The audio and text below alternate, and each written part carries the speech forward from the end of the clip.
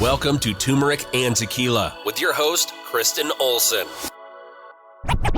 Questioning a better way, one gracefully disruptive conversation at a time.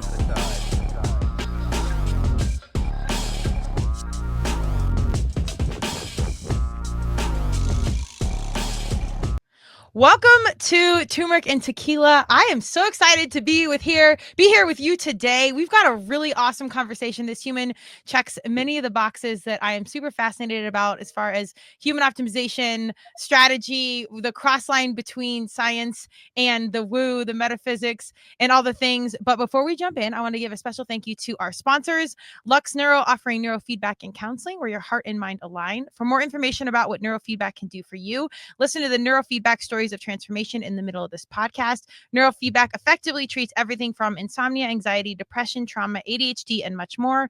Optimize your brain. A special shout out to Declan James Watches. They are local out here in Colorado, veteran owned and handmade out here. 10% of all of their sales go back to the Navy SEAL Foundation. And last but not least, our very own Colorado Clownfish Swim School, swim lessons and water safety training for all ages. They believe in life skills through sports. So go waterproof your family today. Without further ado, the Dr. Topher Taylor, welcome to Turmeric and Tequila. Thank you very much. And thank you for having me. Absolutely. We've got a lot to cover today. I sometimes do the bio, sometimes not, but I want to read yours because you check such a diverse background of things. And I feel like you've lived 12 lifetimes, but let's let the audience know. Dr. Topher Taylor is a successful entrepreneur, strategist, curious, Emmy award-winning producer, doctor of policy, planning and development, expert in intention and subtle energetic sciences, and a recently elected city councilman. In his landmark dissertation, The Human Performance Intention Experiment, Dr. Taylor showed that sending positive intentions using a quantum field framework improved athletic performance for NCAA Division I swim team. Are there other exciting applications of intention such as business innovation and health improvement? Dr. Taylor is an expert in media, entertainment, and consumer products. He's a pioneer of family and kids educational entertainment, having produced over 15,000 episodes of television and won awards for his work with author Mark Brown, Maurice Sendak, Tim Burton, and William Joyce. The three companies Taylor ran, Nevada Ltd, Cookie Jar Entertainment, and Network of One, renamed Spotter, have all exceeded $1 billion in valuation. At one point in their life cycle, he is an expert in strategy, operational execution, innovation, scaling business, and raising capital. He's got a ton of degrees and covers all the things. We're going to stop there. Oh my goodness. Are you tired at this point? I'm tired. I don't know. I'm kind of dizzy, I think. Maybe that's... Well, I also talk fast too. So we're hitting the audience with all the things today. But this is really cool because you check the athletic side, the education side, the science side, and the through line and all that is the human behavior. So before we get to that, I'm really curious about young Topher. Like we always want to talk about the young human behind the mission, before the mission. So tell me about yourself as a kiddo. So, it's funny because we talk about manifestation and transformation. But when I became a entertainment executive in the family entertainment space, specifically cartoons, out of college, my mother sent me a picture that I drew when I was 5 years old. That was a cartoon I drew that said, "Come with me to the land of cartoons." So if you don't talk about manifestation in your life, there you have it, right? I mean, it actually works. And I was a big advocate of children's books, a big fan of Roald Dahl, who, wrote James and the Giant Peach and Willy Wonka and the Chocolate Factory. And it's ironic, perhaps, that, or not, that after graduating from USC in Los Angeles, that I went to work at the William Morris Agency representing talent, and then had a client of mine, Nelvana, which is in the kids and family entertainment space, invite me in to help them grow their business. So off to the races I went. Wow. Okay. Well, I'm very curious before that, because, there's a lot of tea around Hollywood and kids in the show business. And it's a lot of that's come out recently. Before we get into the dark side, let's get to the good side. Were you interested in like art and drawing, or like, how did you navigate that path initially as a young person into those spaces? Because entrance into that arena is not easy. No, it isn't. I think that I think that going to college at the University of Southern California was terrific because you have faculty and staff there that are in the business and can kind of enable you to see a path, understand the language, which is also really important when you're entering a business. You have to really understand the language and the culture. And I'll tell you, when I started at the William Morris Agency, which is kind of the old great talent agency in the business, having represented vaudeville stars and movie and television and stage and publishing, going back to the very beginning of entertainment. They had a training program, and you started in the mailroom. And as it turns out, many esteemed Hollywood executives who are well-known names started in the William Morris mailroom.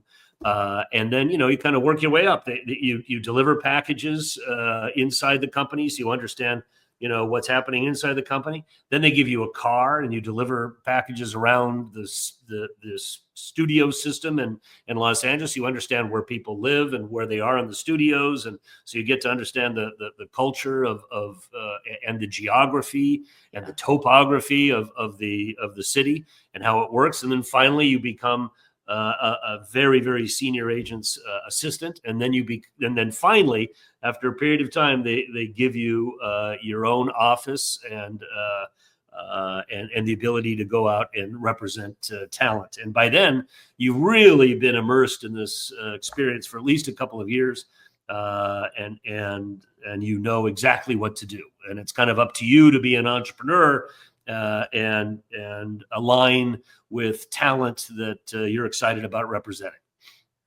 Woo! I love that. Thank you for going that, because I also think the in-between there, or the less transparent message, is it takes time. You got to pay your dues to work your way in. I think people think you get off the plane in Hollywood and like, boom, you're a star. And I don't know what the saying is, but it's like, it takes 10 years to become an overnight success in Hollywood. Right. That's exactly right. Yeah, you got to pay your dues. How many years do you think it took you from mailroom to office? 3 years, right? Okay. And then you have to add in 4 years of university, really, right? So probably 7 years. Yeah. Okay. Yeah. Okay. So that's where you got the doctorate degree right there of Hollywood. that's 7 years. That's exactly right. It's I don't know what's harder, the school or just going through it, but there's a lot of questions I can go there, but we're going to go towards the mental side. But I do have one question. In all of that experience, and you're kind of going to the houses, you're really learning. I don't know that maybe those jobs even exist nowadays, maybe because of Amazon or whatever it is, but no, they do. Okay. What was is there one story that stands out, like an interaction or something that, like, I don't know, just stands out in your mind as a pivotal growing moment for you within those 3 to 7 years? I think there are so many stories. But I would, at the time, comedy was white hot, and it was a time when sitcoms in the U.S. were just beginning to look to comedians again to create their own sitcoms around their persona. So you used to go on Sunset Boulevard to the Comedy Store on a Wednesday night, and you could see an unknown Roseanne Barr, and her persona as kind of a Midwestern mom really translated beautifully to being that person in a sitcom. And Tim Allen, Tim Allen would come out on stage with a hammer and a saw, and he'd go through a whole thing. And then all of a sudden you found him on a sitcom and being that guy. And so it was really a renaissance of comedy, and, being there with people like Jim Carrey and Sam Kinison and Roseanne Barr and Whoopi Goldberg and Billy Crystal. It was, when they were young, is an exciting thing to do, because you can see, it's very clear when you're in those rooms who has talent, who connects with an audience, who has kind of a unique point of view and storytelling. And really that interconnection that they're able to establish is what really makes them, famous in their careers. Yeah. That's wild. God, what a raw early energy to experience and Yeah. absorb Oh, and be part of. That's incredible. Do you think there is, like, could you label what that X factor is? Like, do you think it's energy, talent, nurture, nature, experience? Like, what do you think that vibe is?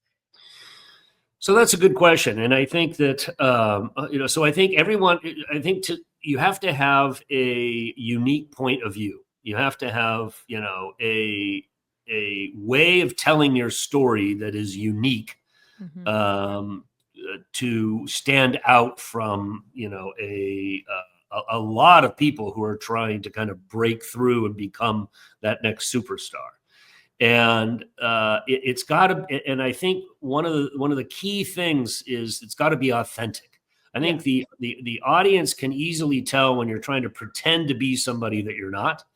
And so if it's coming from your heart and a place that's inside of you, and you're manifesting that character on stage that really emotes from your past and your present, then I think that combination of uniqueness and authenticity, really transcends and enables great career success. And by the way, it's okay to be a character actor. Like Gilbert Gottfried was a client of mine, and Okay. Gilbert Gottfried was a brilliant comedian, but he had a very kind of niche voice, point of view, approach. And he was never going to be Tom Cruise, but he made a beautiful living as kind of voiceover characters and other things. And so I think that that's also something to really think about when you're talking about kind of getting in what I call the river. When you're inside the river, I mean, there's a lot of ways to make a living. My college roommate Frank Ferranti at USC has gone on to perform a one-man show, Groucho, Okay. for the last 35 years. He's got a hilarious one-man show called Groucho, and yet he's in the river, right? He's not Tom Cruise, but he really loves what he does, and he makes a great living, and more importantly, he makes people laugh all over the world where he shows up. Yeah. I actually think in my own personal opinion, that in between, like you got Tom Cruise, then you got the mailroom, right in between is a sweet spot where you're getting paid, but you can still have some anonymity and you're not, have the paparazzi in your bushes. And I don't know that I'd idolize Tom Cruise's life in any capacity. Cause you just get like in my version, my opinion is you're just so isolated, like that Yeah. level of stardom. I couldn't imagine. It's, it's got to be an incredible through line, with, you know, you see success in all these intentional moves, and then it's also this immeasurables of authenticity and being yourself and just Yep. having kind of that magic. It's an in between, and then also having your internal correct from manifestation, your mindset being really clear on what you want. Were you a Division I athlete? I walked on the USC golf team as a Okay. golfer out of high school, and I have great respect for Division I athletes because their lives are so planned and so complex. From the time they wake up in the morning, and that can be 5 a.m. right, to hit the gym or hit the pool in this particular case, and then they have to go to school and earn a certain grade point average just to compete. Right. Yeah. And then they have to have nutrition and now there's mind coaches and everything else. I mean, I have such admiration for Division I athletes because there's so many demands in their lives that I think a Division I athlete lives a life of intention more than any other person on earth. Hey, well, I biasly second that because I was a D1 lacrosse player and I did an extra year with a torn ACL. So I single-handedly accredit that incredible experience for making me an entrepreneur. Because as soon as I got done, I was like, F this, no more boss. I don't care what it is. We're going to figure this out. It was great. Right. But I was like, Right. yeah, I'm like, we're done with this situation. And And now look at you. This is yeah, fantastic. there you go. Yeah. Well, and the funny thing is, we won't pontificate here, but I got out of my business major because it interrupted my practice schedule. So I had to switch to communication. Podcasting wasn't even a thing, 25 years ago. So the universe kind of teed me up to be in the right space. But at the time, it was just to play lacrosse, and there was no pro women's lacrosse, or my parents were questioning all those decisions. But yes, it worked out. The through line I think is really cool is you went from, or now focusing from athletes or actors or Hollywood, but all of it's kind of, human performance, intention. How are we showing up? And both of those things are on stage, on the field, or, trying out or being on the theater or in front of the camera. It's all kind of similar, which is applicable to any human showing up in anything. But how did that through line connect from you, from sports to Hollywood to all of it? Well, I think so. I love to tell the story about kind of the power of media, right? So if you think about the fact that today we get more news in our cell phones in one day than an individual in 1860 received in an entire lifetime.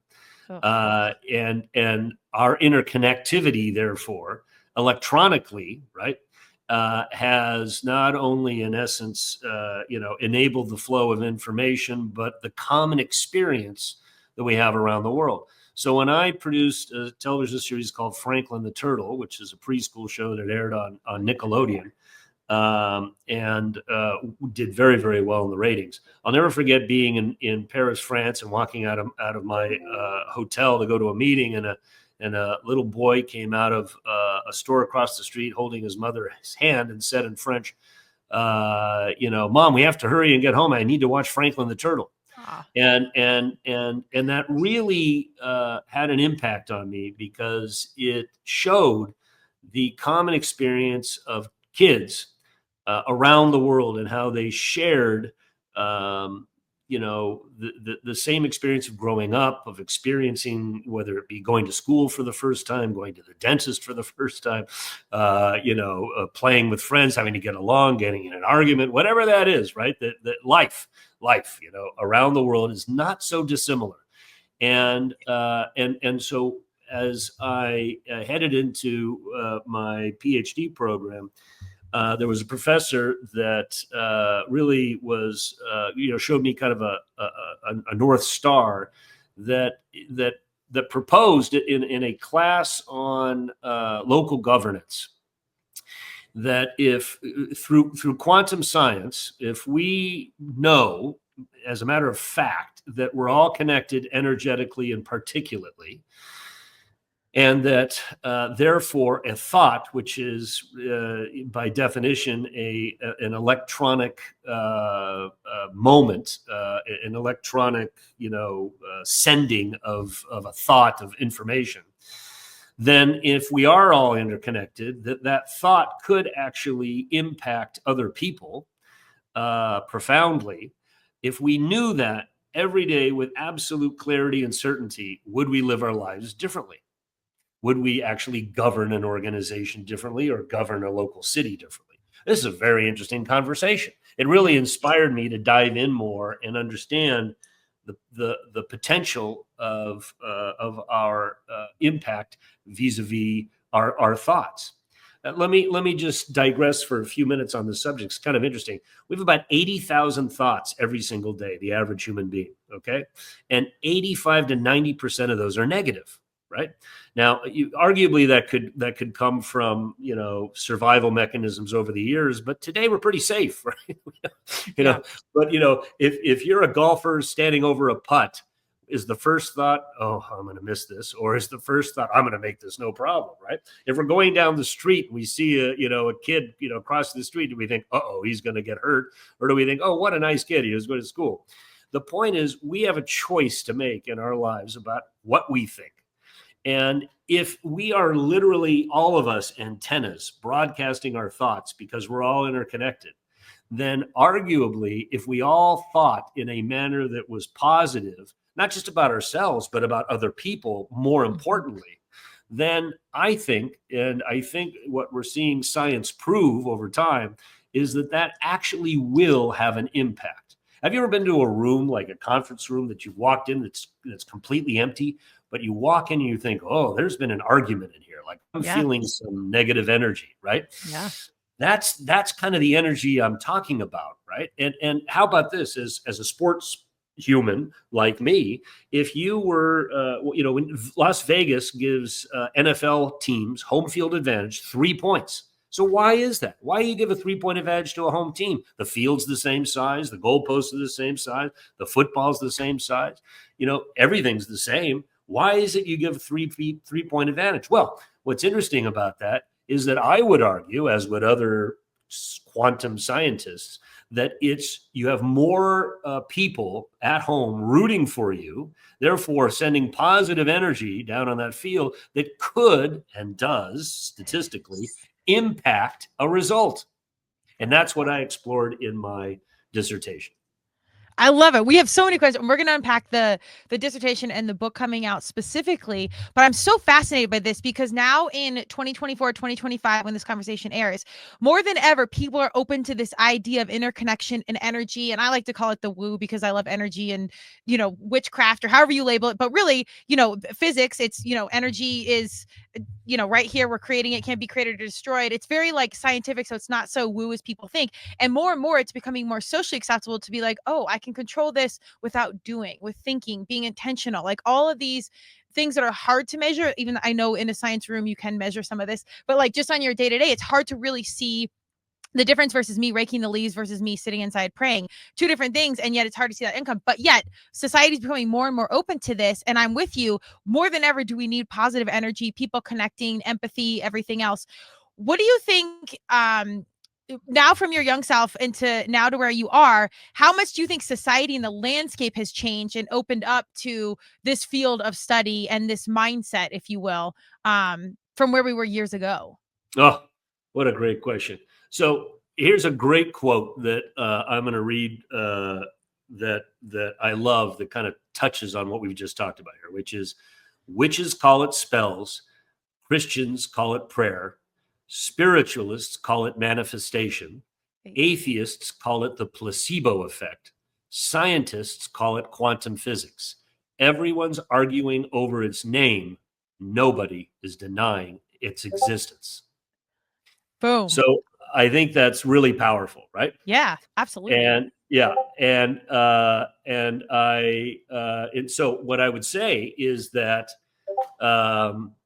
we have a bit of a crisis in our hands. I think that is being answered by this kind of excitement about this, what you may call the woo, or what other people may call New Age science.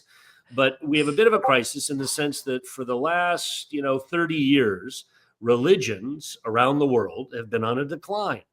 And so, and what religions did is it brought people together in a community, praying or focusing on the better good, the bigger good, something that the universe to heal, people to heal, community to love, to be empathetic, to forgive. Forgiveness is a big word that I think has been lost in so many communities these days.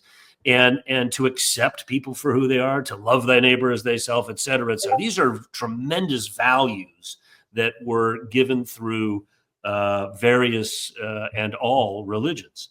So as we become more secular, I think the world is looking to, people are looking to hold on to this notion of where do I find my spirituality? Where do I find my joy? Where can I find this thing that is greater than me, right? And so I think that people are in the search for themselves, their best selves, in search for their being in community. People are beginning to really find this scientifically based thesis that we're all interconnected, that we all have the ability, profound ability, to impact not only ourselves and our health, but potentially our creativity, our innovation, and those of others. And so I think this is what we're seeing. We're seeing that science, which has split apart largely, spirituality and science since the days of Darwin, come back in and actually reconnect through quantum physics. That this notion of, whether some people call it prayer or some people call it, manifestation, etc., is actually scientifically enabled. And that's what's so exciting about where we are today, and what I believe, will come to be in the future. I mean, look, we're a tiny little planet that's the speck of a sand, one little sand morsel on a giant beach, right? And we have to make this thing called Earth work. And Earth is all of us on it. We're all part of one giant organism system. And we have to make this work. We have to sustain it. I mean, just talk to an astronomist, who spent his entire life looking through a telescope trying to find, life on another planet.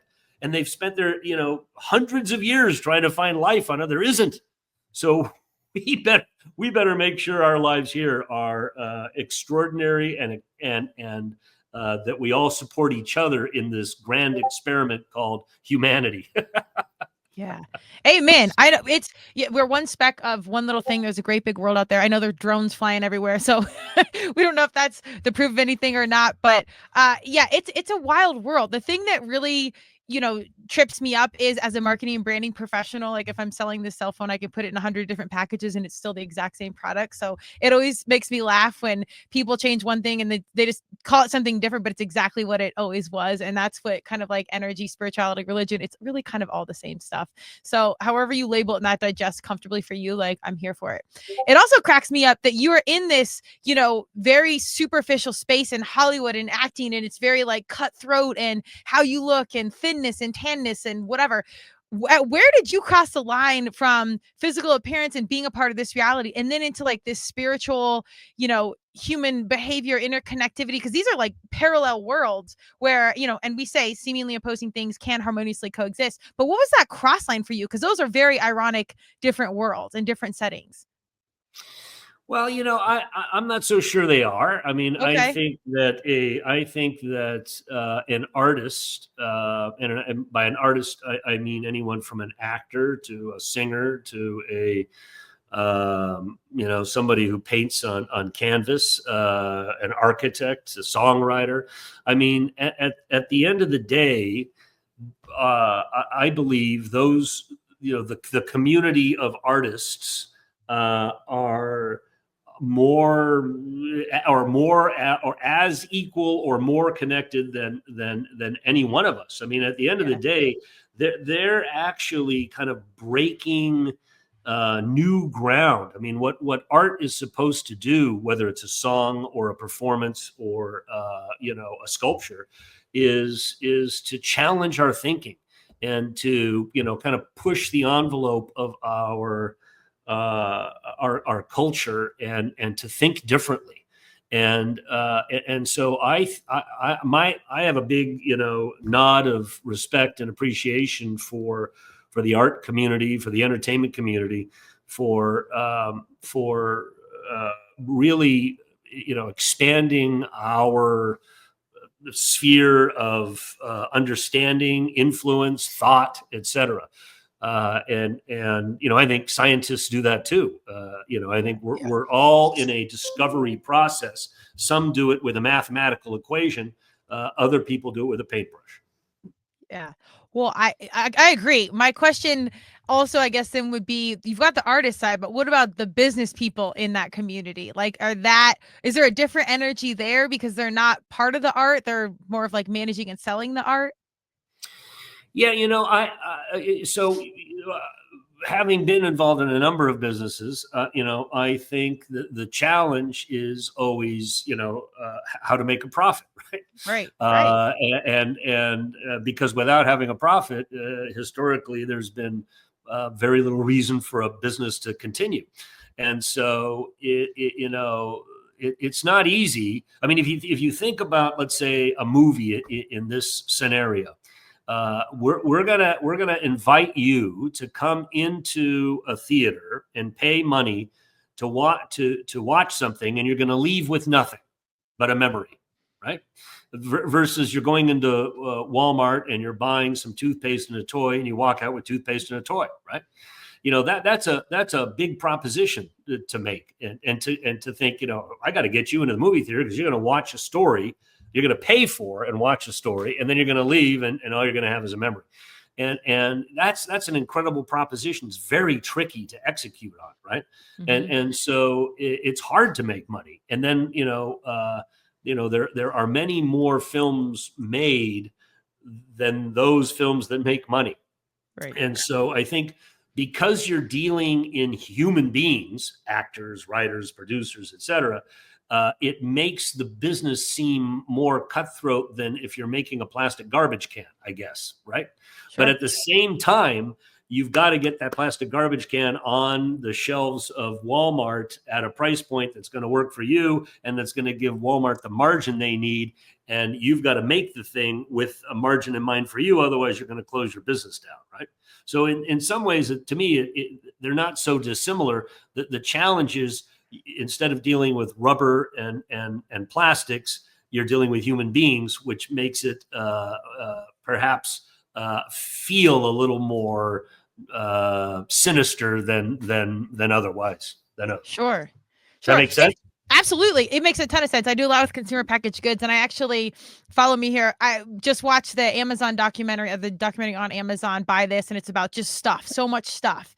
And I see we see minimalist culture and everything. So applicable to this conversation, it's fascinating to me. I think we are entering into a new space where people want less stuff and they want experiences more. So as a professional entrepreneur and someone that hedges my own hunches, I could see this being easier for Hollywood, or things down the road where it's experience versus thing actually being more of a draw than things anymore, because we have too much shit. There's stuff everywhere. So I'll be curious to see over the next 5 to 10 years with our younger generations where the stuff is not the jam, it's more of the experience, if that has any impact. Yeah, and I think we're seeing that. I think we're seeing that, especially. I also think sports is a very, very interesting genre of experience, right? Because not unlike superhero movies, which have been so popular over the past 10 years.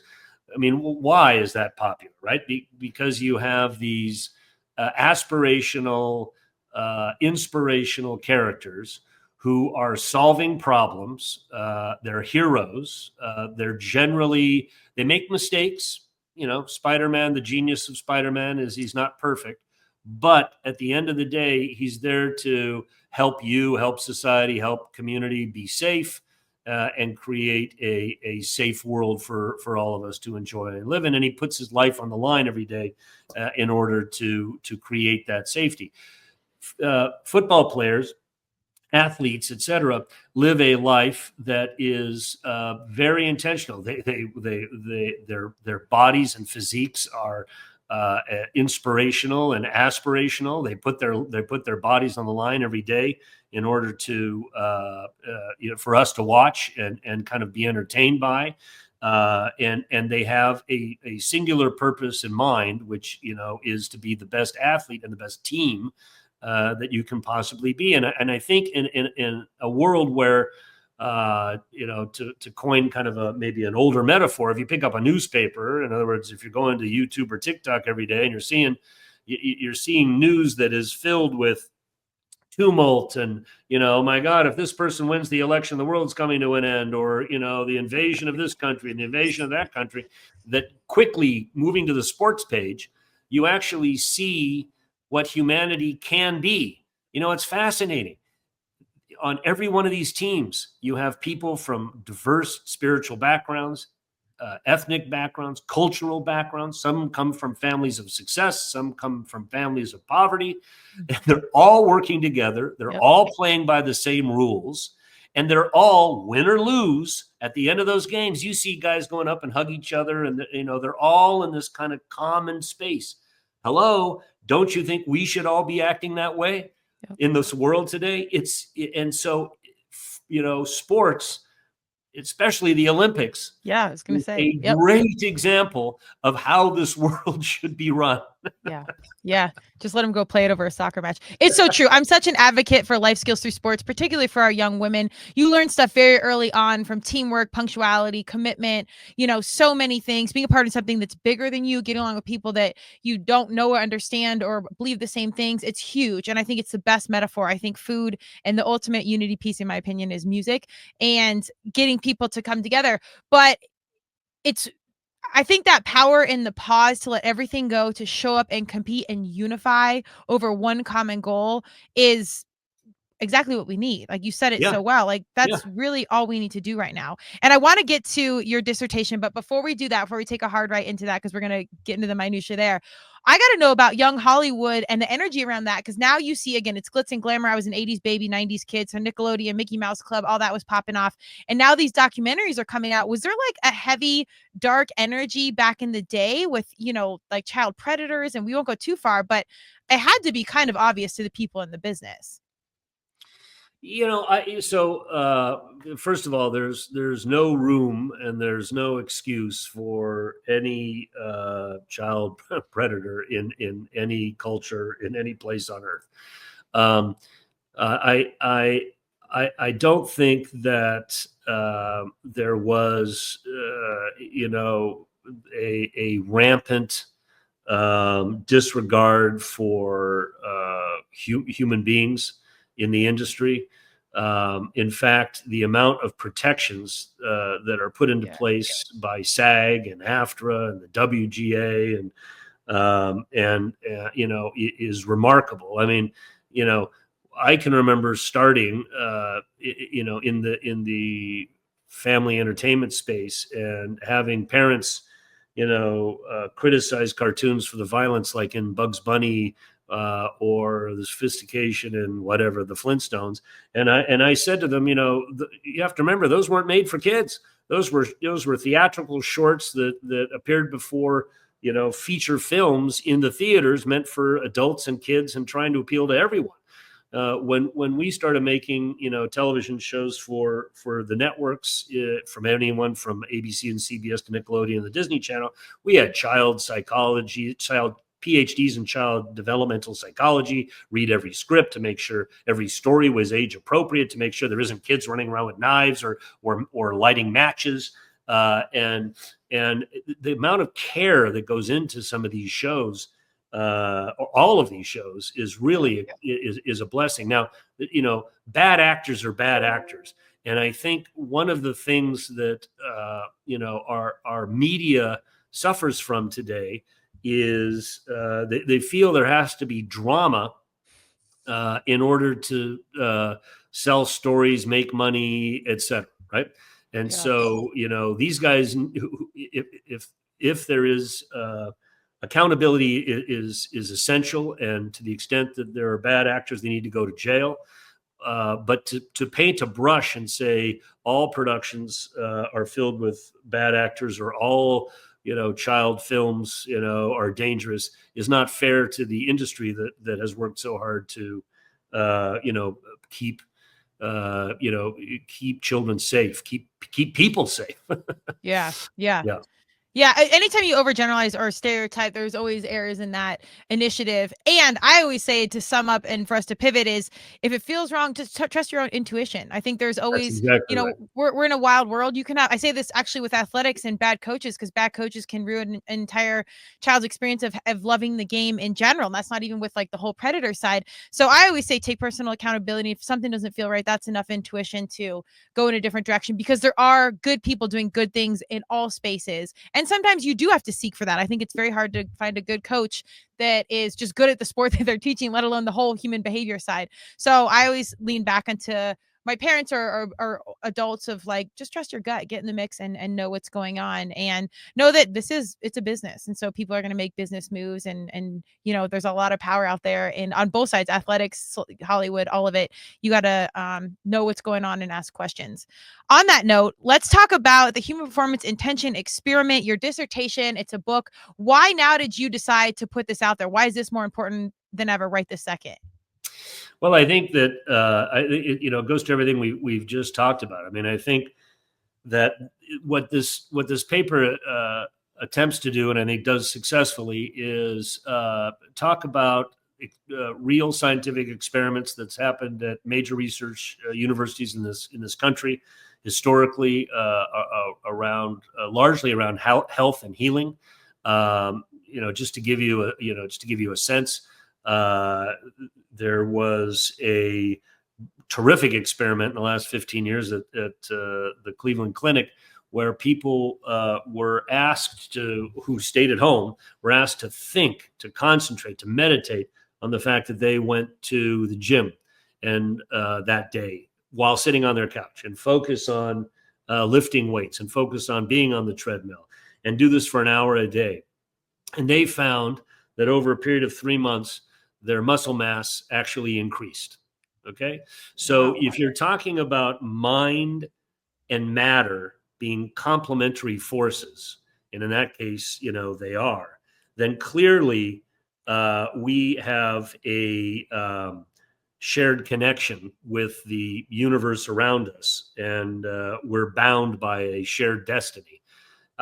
There's a great experiment done in France by this guy named Frederick Pouche, where he had one of these robot vacuum cleaners that was programmed, a circular robot that was programmed to go east, west, and north, south at exactly the same number of intervals. And then what he did, and he put a candle on top of that vacuum. And then what he did is he put some baby chickens in a coop on one side of this field where the vacuum is going up and down and up and down. And the chickens, the baby chicks, were born into night in a dark room.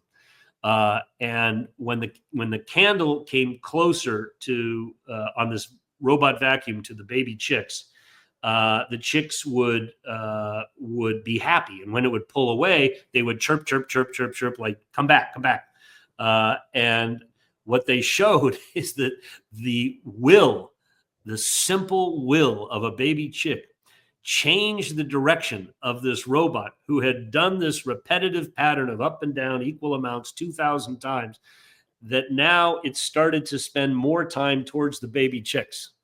Wow. So again, if mind and matter are complementary forces, right, then we share a connection between the individual and the world, and are bound to a shared destiny.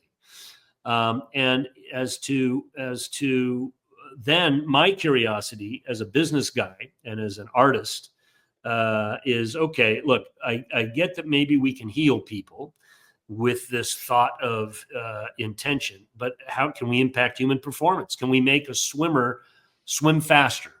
So we conducted this experiment over the entire season of University of Southern California men and women swim team, and we had to go through all the necessary approvals, NCAA compliance and USC compliance, and we had to have all the student athletes sign a participation agreement, and they could leave at any time. And we had to go through a whole process within the university to make sure that they weren't going to be hurt in any particular way, et cetera. So we passed, all these different levels of approval.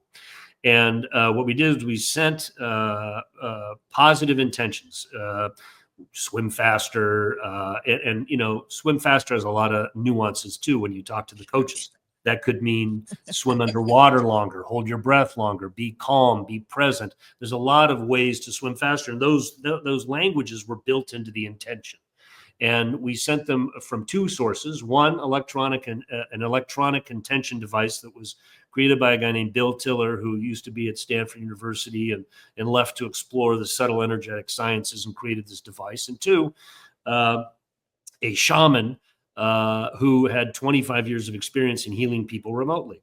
And so we set this intention toward the men and women swim team, and wouldn't you know it, they had their best year in over a decade. The coach won Coach of the Year, wow. We proved statistically a significant increase in their performance. We used control groups. We used, similar athletes from other schools that were competing at the same time and had been at their schools respectively the same time, and they were the same age, et cetera, et cetera.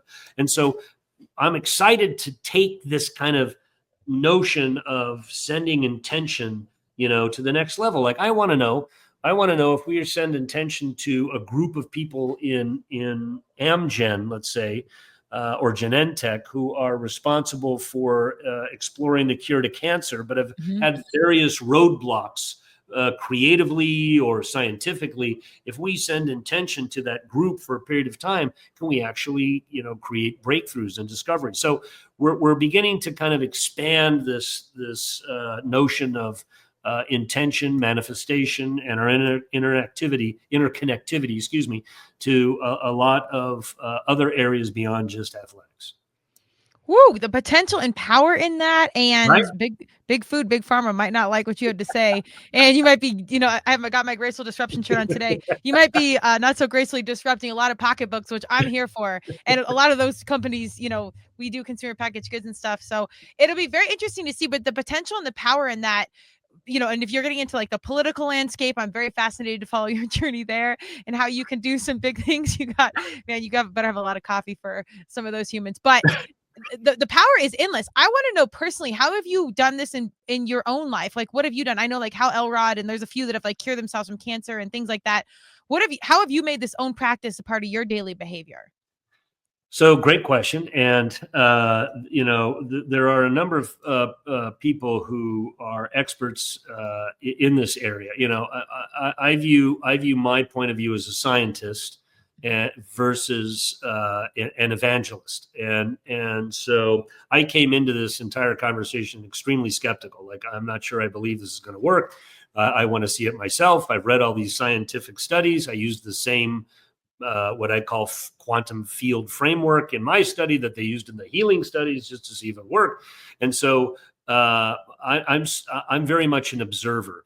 And there are a number of people from Deepak Chopra to Lynn McTaggart and on who are out there that are real evangelists of the power of intention. And Lynn, who is a best-selling novelist, a New York Times novelist, organizes every year intention groups around the world of about 8 people. She calls them Power of 8. And I signed up for being in a Power of 8 group with 8 different people, geographically relatively near me. And we intend every week for someone in the group or someone who's related to the group to help them. And there's a whole process behind that, trying to be in the same place, trying to not have a lot of electronics around you, and doing that every week. And just like training your mind to think positively by sending positive thoughts to others in a graceful, generous way without condition, meaning, I'm going to send something to you, I'm going to get back. That's not the way this works. By sending positive intention purely from the heart to other people, statistically, they're seeing a lot of, McTaggart's group and our little group that I was in itself is seeing a lot of positive impacts on people's lives, not just in health.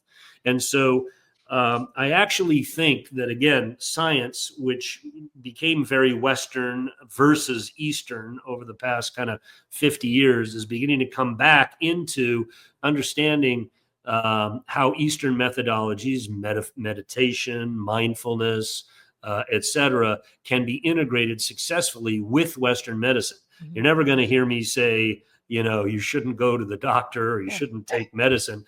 But all of us, exactly, right. But all of us have something else inside us, whether that's our spirituality, our thoughts, our intention, our compassion, our love. And if we nurture that and we really grow our ability to think positively, it's going to positively impact our lives and our communities. Boom. There, it's wild to think that you have everything you need to make anything you want happen. And not just for yourself, but for the greater good. Like that, it just seems like such a cliche metaphor. But the more you dig in and actually the deeper you go in the science, the more it proves that. And again, big food, big pharma, anyone selling something is not going to love that. But it is the truth that a lot is within it, and you have so much power at your fingertips, but really within your brain, that can lead you in a specific direction. I You're have so so many more. right. Yeah, You're so right. it's so wild. Do you feel like you wish you would have discovered this a little bit sooner? Yes. Same. Yes. It's also though, like we don't, there's a whole other like God, universe, Madonna. I say whatever you believe. I'm a big Madonna fan. We only have so much power. So I always wonder like how much of this did I choose? How much of this is on time? And I'm just, a servant of the greater good for the right messaging. I don't know. It's a But I also think, the as human beings, right, when we learn to walk and crawl, we have a certain limited capacity at that time, right? And even as we get into teens and young adults, we have a certain limited capacity, and the older we get, our capacity, our knowledge, our interest, our wisdom increases dramatically. I mean, there's a reason why. I think we as elders, I'll say, in society, should be leaders in our society, because we have wisdom that is not captured yet by youth. And I think that desire to be self-aware, the desire to be our best selves, to share our best selves, these are kind of the meaning of life. Yeah. Yes. And that's kind of the upside of social media. It's almost like, the dark side of Hollywood. Like there is good within this social media. There's Oh, exposure. for sure. This is why I'm such an advocate for podcasts. Not Community. only, community connection, but also like getting this information and this ideology into like a 12-year-old's mind or something early on where they can do their own research is wild. Like, but by Yeah. the time they're 25, there we're at, at 30s, 40s, 50s and beyond, where they're already there. So there's an upside to all these things, but I'm fascinated to lean into your journey and see what's next and this power. And I hope this sparks enough of a light for our humans to start to doing their own thinking, questioning, a better way. I do have a million more questions for you, but we will end on my favorite one, which is, what is success to you? Well, success to me is, living a joyful, happy, and complete life. And I would hope that I can do everything I possibly can to enable others to do that as well. There you go. A mission bigger than yourself, I think, is the key through line. So go check out what Dr. Tober Taylor is doing. Do you want to lay down handles, links, social media, book on Amazon, anything? You can look up, the human performance intention experiment on Amazon. You can go to Media Disrupted, which is the name of my company, .com, or you can go to intentionsnetwork.com and check me out. Thank you very much for your time today. It's been such a pleasure. I love your show. Well, thank you very much. I appreciate you coming on. We have a lot in alignment. I am very faithful that we'll cross paths down the road. Graceful disruption is one of our taglines, and it took me a lot to trademark that. Some company out there tried to own the word disruption, so we'll unpack that on a different podcast. But I think the mission and the intentionality is very common, and I love that you are getting into these bigger spaces, politics, and everything else, because we need you on the front lines. So go check out Dr. Tober Taylor. The book, I think, is breaking new ground. There's lots of good people doing good things. So see what he's got going on. Special thank you to our sponsors. Thank you, Lux Neuro, Neurofeedback and Counseling. Lux Neuro wants to meet you. When you're ready to transform your life, visit them at luxneuro.com to schedule a consultation. Colorado Clownfish Swim Club, swim lessons and water safety training for all ages. We believe in life skills through sports. So go waterproof your family today. I love it. We are anywhere you get your podcast, so go check it out. We'll have this video on YouTube. And until our next conversation, again, go check out our very own Dr. Tober Taylor, making big disruption happen out there. Cheers. Thank you, everyone. Bye.